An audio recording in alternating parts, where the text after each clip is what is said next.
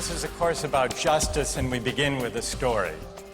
Suppose you're the driver of a trolley car, and your trolley car is hurtling down the track at 60 miles an hour. And at the end of the track, you notice 5 workers working on the track. You try to stop, but you can't. Your brakes don't work. You feel desperate because you know that if you crash into these 5 workers, they will all die. Let's assume you know that for sure. And so you feel helpless until you notice that there is, off to the right, a side track. And at the end of that track, there's one worker working on the track.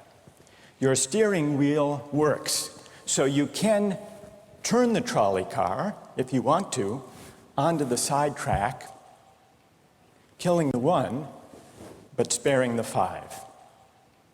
Here's our first question. What's the right thing to do? What would you do? Let's take a poll. How many would turn the trolley car onto the side track? Raise your hands. How many wouldn't? How many would go straight ahead? Keep your hands up, those of you who would go straight ahead. A handful of people would. The vast majority would turn. Let's hear first. Now we need to begin to investigate the reasons why you think it's the right thing to do. Let's begin with those in the majority who would turn to go onto the side track. Why would you do it? What would be your reason? Who's willing to volunteer a reason? Go ahead, stand up. Because it can't be right to kill 5 people when you can only kill 1 person instead. It wouldn't be right to kill 5 if you could kill 1 person instead. That's a good reason. That's a good reason. Who else? Does everybody agree with that reason?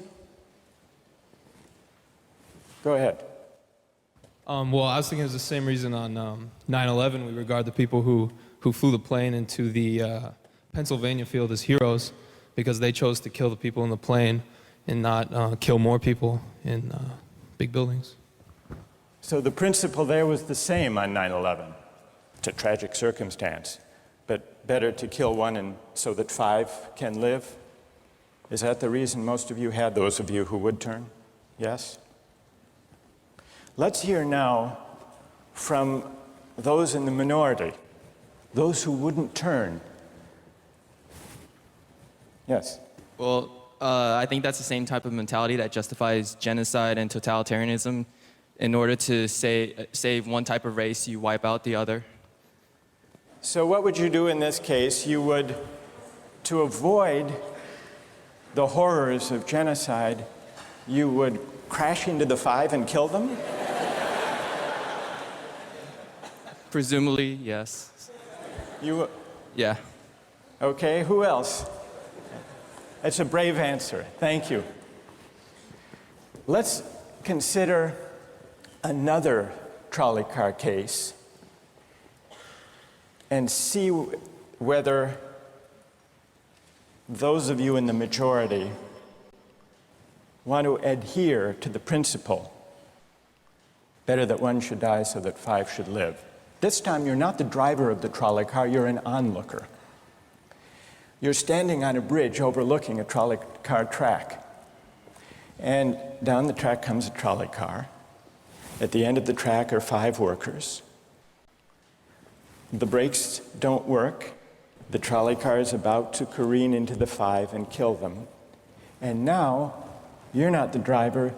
You really feel helpless until you notice, standing next to you, leaning over the bridge, is a very fat man.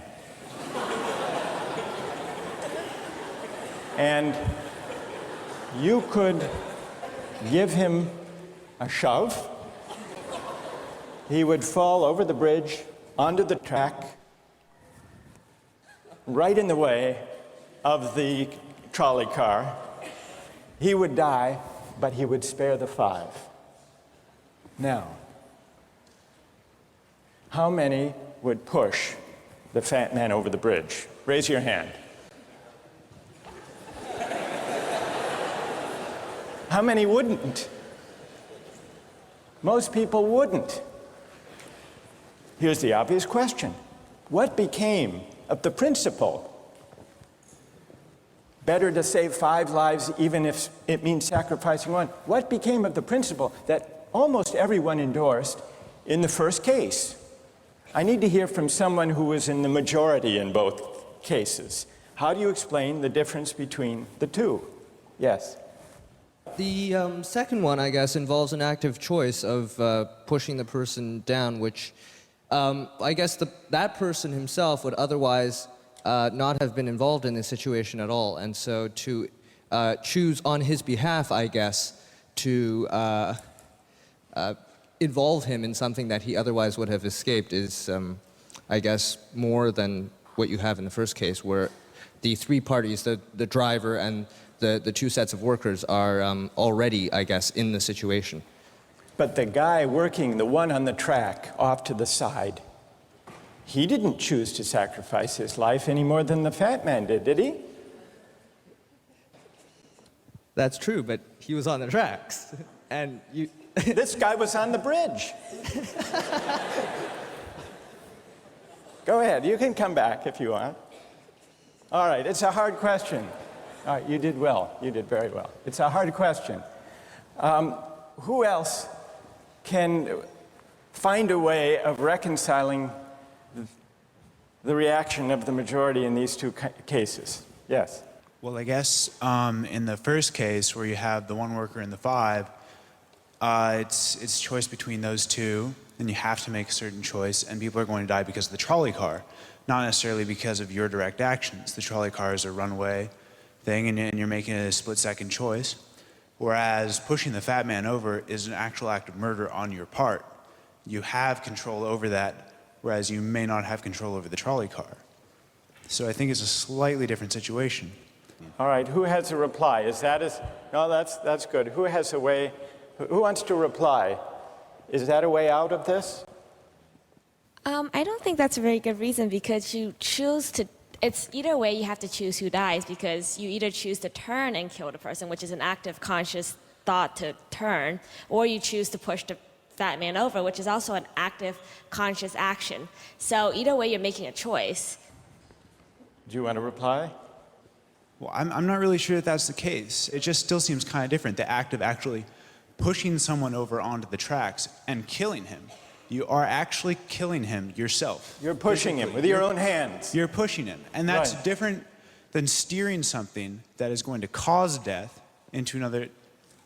You know, it doesn't good. really sound right saying it now. No, it's good. But I'm up here. It's good. What's your name? Andrew. Andrew. Let me ask you this question, Andrew. Yes. Suppose standing on the bridge next to the fat man, I didn't have to push him. Suppose he were standing over a trap door that I could open by turning a steering wheel like that.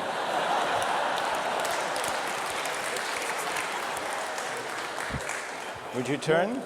For some reason, that still just seems more wrong.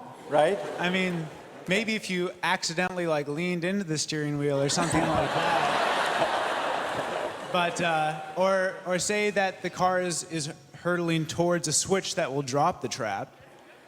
Then I could agree with that. Fair enough. It still seems wrong in a way that it doesn't seem wrong in the first case to turn, you say. And in another way, I mean, in the first situation, you're involved directly with the situation. In the second one, you're an onlooker as well. All right. So you have the choice of becoming involved or not by pushing the fat man. Let's forget for the moment about this case. That's good. Let's imagine a different case. This time you're a doctor in an emergency room, and 6 patients come to you. They've been in a terrible trolley car wreck.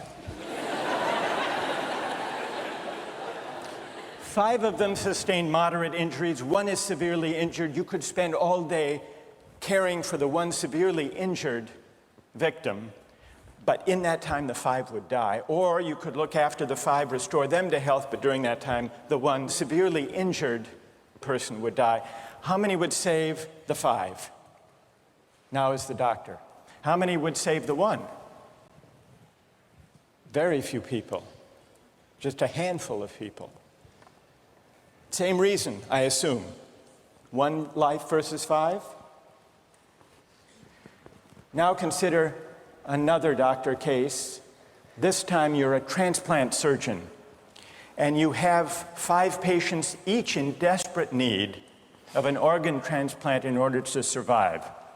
1 needs a heart, 1 a lung, 1 a kidney, 1 a liver, and the 5th, a pancreas.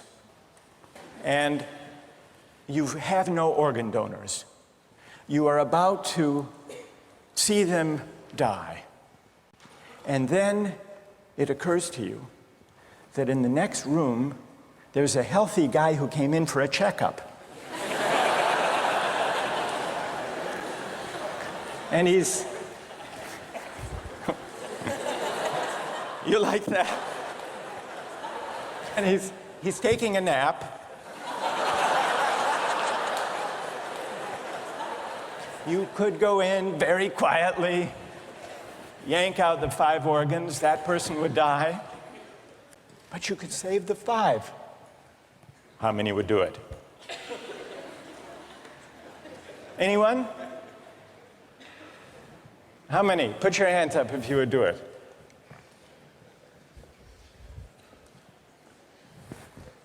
Anyone in the balcony? You would? Be careful, don't lean over too much. What? How many wouldn't? All right, what do you say? Speak up in the balcony, you who would yank out the organs. Why?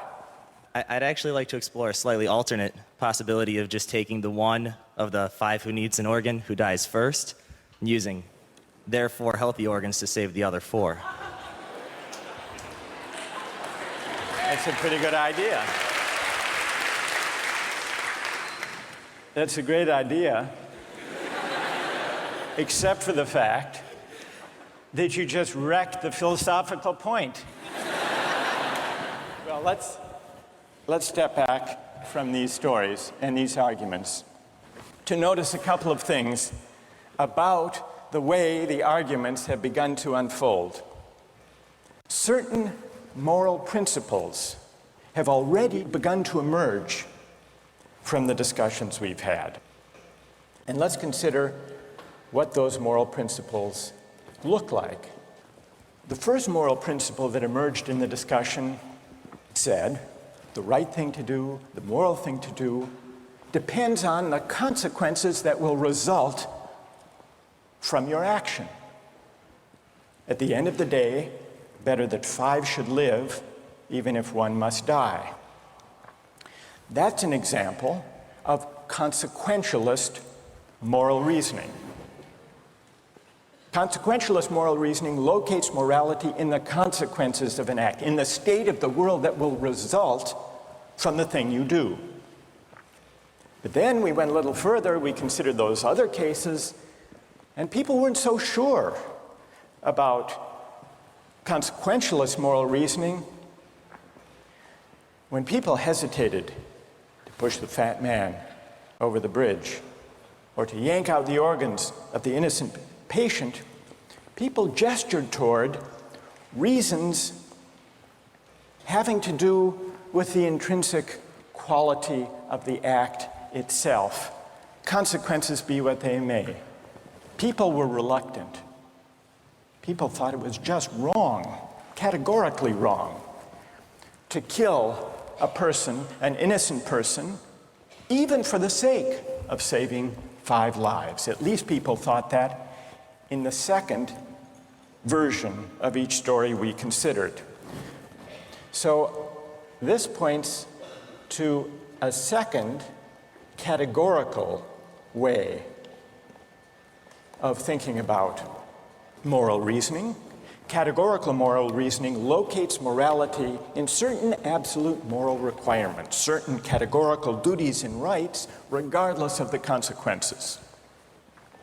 we're going to explore in the days and weeks to come the contrast between consequentialist and categorical moral principles. The most influential example of consequential moral reasoning is utilitarianism, a doctrine invented by Jeremy Bentham, the 18th century English political philosopher. The most important philosopher of categorical moral reasoning is the 18th century German philosopher Immanuel Kant. So we will look at those two different modes of moral reasoning, assess them, and also consider others. If you look at the syllabus, you'll notice that we read a number of great and famous books. Books by Aristotle, John Locke, Immanuel Kant, John Stuart Mill, and others. You'll notice, too, from the syllabus that we don't only read these books, we also take up contemporary political and legal controversies that raise philosophical questions. We will debate equality and inequality, affirmative action, free speech versus hate speech, same-sex marriage, military conscription, a range of practical questions. Why? Not just to enliven these abstract and distant books, but to make clear, to bring out what's at stake in our everyday lives, including our political lives, for philosophy. And so we will read these books, and we will debate these issues, and we'll see how each informs and illuminates the other. This may sound appealing enough, but here I have to issue a warning. And the warning is this: to read these books in this way, as an exercise in self-knowledge, to read them in this way carries certain risks. Risks that are both personal and political. Risks that every student of political philosophy has known. These risks spring from the fact that philosophy teaches us and unsettles us by confronting us with what we already know. There's an irony. The difficulty of this course consists in the fact that it teaches what you already know. It works by taking what we know from familiar, unquestioned settings and making it strange. That's how those examples worked. The hypotheticals with which we began, with their mix of playfulness and sobriety. It's also how these philosophical books work. Philosophy estranges us from the familiar, not by supplying new information, but by inviting and provoking a new way of seeing. But, and here's the risk, once the familiar turns strange, it's never quite the same again. Self-knowledge is like lost innocence. However unsettling you find it, it can never be unthought or unknown. What makes this enterprise difficult, but also riveting, is that moral and political philosophy is a story, and you don't know where the story will lead, but what you do know is that the story is about you. Those are the personal risks. Now what of the political risks? One way of introducing a course like this would be to promise you that by reading these books and debating these issues, you will become a better, more responsible citizen. You will examine the presuppositions of public policy. You will hone your political judgment. You will become a more effective participant in public affairs. But this would be a partial and misleading promise. Political philosophy, for the most part, hasn't worked that way. You have to allow for the possibility that political philosophy may make you a worse citizen rather than a better one, or at least a worse citizen before it makes you a better one. And that's because philosophy is a distancing, even debilitating activity. And you see this going back to Socrates. There's a dialogue, the Gorgias, in which one of Socrates' friends, Callicles, tries to talk him out of philosophizing. Callicles tells Socrates, philosophy is a pretty toy if one indulges in it with moderation at the right time of life. But if one pursues it further than one should, it is absolute ruin. Take my advice, Callicles says. Abandon argument. Learn the accomplishments of active life. Take for your models not those people who spend their time on these petty quibbles, but those who have a good livelihood and reputation and many other blessings. So Callicles is really saying to Socrates, quit philosophizing, get real, go to business school. And Callicles did have a point. He had a point because philosophy distances us from conventions, from established assumptions, and from settled beliefs. Those are the risks, personal and political. And in the face of these risks, there is a characteristic evasion. The name of the evasion is skepticism. It's the idea, well, it goes something like this. We didn't resolve once and for all either the cases or the principles we were arguing when we began. And if Aristotle and Locke and Kant and Mill haven't solved these questions after all of these years, who are we to think that we here in Sanders Theater over the course of a semester can resolve them?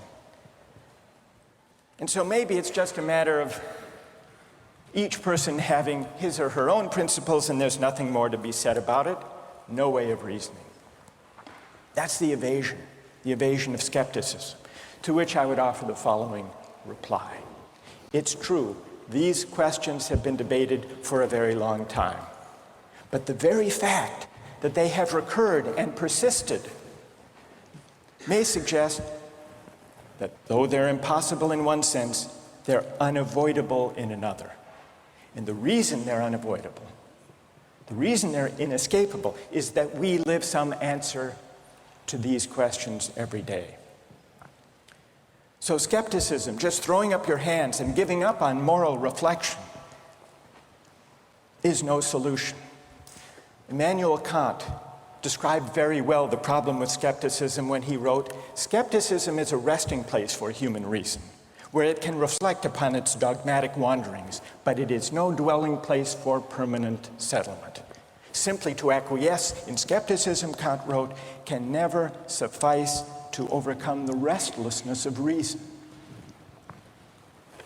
I've tried to suggest through these stories and these arguments some sense of the risks and temptations, of the perils and the possibilities. I would simply conclude by saying that the aim of this course is to awaken the restlessness of reason and to see where it might lead. Thank you very much.